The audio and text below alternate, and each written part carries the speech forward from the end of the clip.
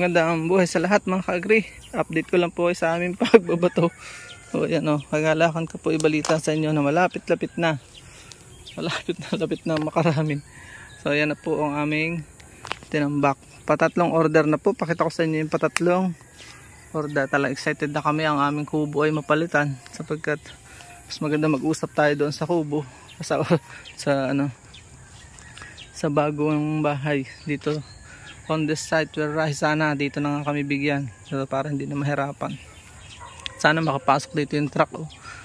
Gusto naming mag-order na ng ilang truck pa dito. Antabayanan nyo po yung aming pagpapabahay.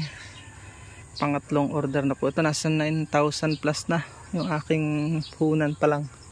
Sa bato pa lang, wala pa yung buhangin talaga.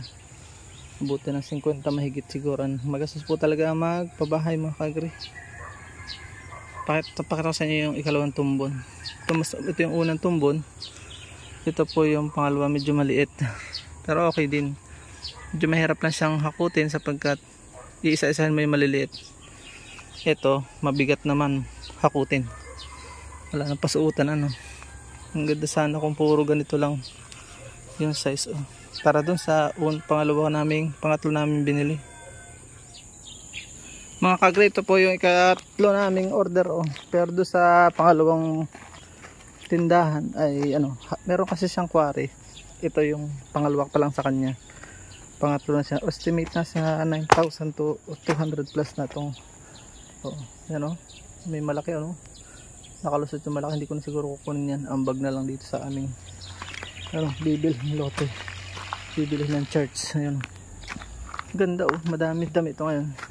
Ito yung struggle ko pagka yung mga napapalak na buhangin. Silalim siguro ito ng truck sa pagsalok. Medyo mahirap siyang buhatin. Ito pa yung tara do sa una.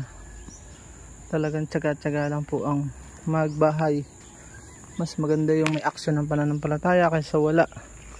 At yan po ako nagbibideo. So ito yung aking panghakot. Ako maghahakot muna po. Lilipat tayo at maguyam ito aking tambayan. Grabe ang sakripisyo. Gabit araw.